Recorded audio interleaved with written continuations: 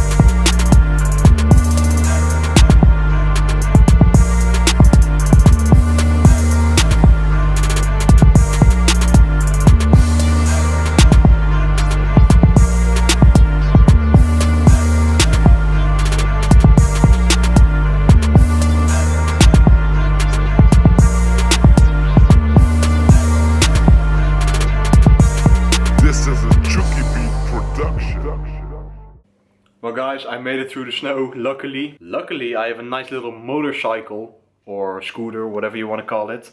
So that means that I didn't have to ride my bicycle. I want to ride my bicycle. Because in case you guys didn't know already, the Netherlands is a country that has a lot of bicycles. If you ever go to the town in my city at least, if you ever go there you will see tons and tons of people riding a bicycle. And I don't think there's any other country that actually has a lot of people riding bicycles, because in America you can drive a car at like 16.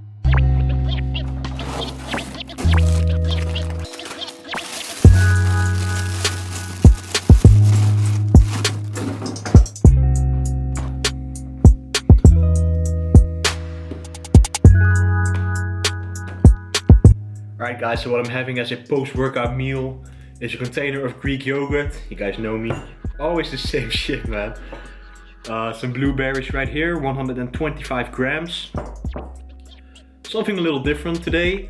I have some leftover Christmas bread or something. There's some kind of caramelized sugar in the middle. It's really popular among Christmas days, at least in our country. I don't know if it's popular in other countries. Anyways, Christmas bread, about 50 grams. Then I have a sandwich with light sambal cheese spread and two strips of chicken on the sandwich, of course. And that's my post-workout meal.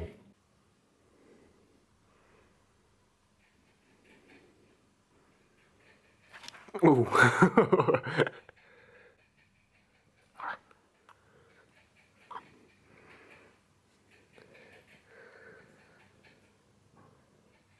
Hey, buddy. Oh. Alright, so so I quickly want to address the importance of stretching and myofascial release, foam rolling, etc. Last Tuesday when I was squatting, I unracked the weight and I didn't even do a rep yet, and I felt some pressure in my lower back, in the area of my SI joint, which is like the lowest part of your spine. So during the workout it felt pretty fine, you know, I didn't really have that much discomfort during the workout, but like 3 hours after the gym I felt so much discomfort in my lower back, and with every step that I would make it felt like my lower back was going to cramp up like crazy. And interestingly enough, the next day I had some anatomy lessons in school, and it turns out that a shortened hip muscle, or iliopsoas, actually correlates to lower back pain, most likely lumbar spine pain. And it's just above your tailbone, but it could also mean that it shoots down way to your SI joint, which is what I'm experiencing right now. So I want to quickly show you guys some stretches and some myofascial release techniques that I'm using at the moment to deal with this. It's almost gone anyway, but it felt really discomfortably nonetheless. So I'm going to show you guys that, so you guys can take away some tips that I always use in order to stay healthy. Alright, so one thing I have is the peanut right here. It's basically like 2 tennis balls. It's basically like 2 tennis balls hooked onto each other with some duct tape, and you use this to take out some knots of your spinal erectors or your traps in the middle of your back. Alright, so what I do is I put this peanut right here, lay it under my lower back, find some tight spots, and basically just do a crunch while pulling your arms like a bear hug, and slowly roll up and down until you find some really tight spots. Keep it there, maybe lift your legs up so that your back is fully on the ground. Oh, this hurts like a shit. Oh. And then you can roll it like all the way up to your traps. Just make sure that you're not putting it on your spine. Oh.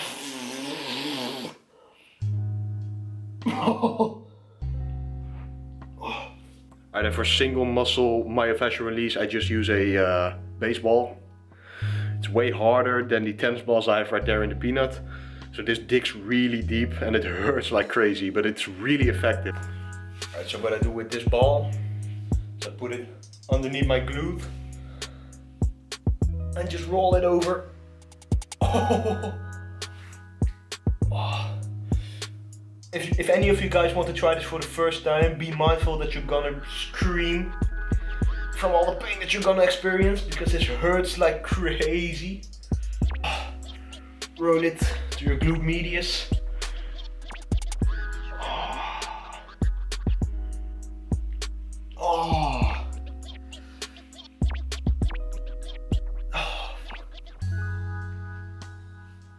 What's up, buddy?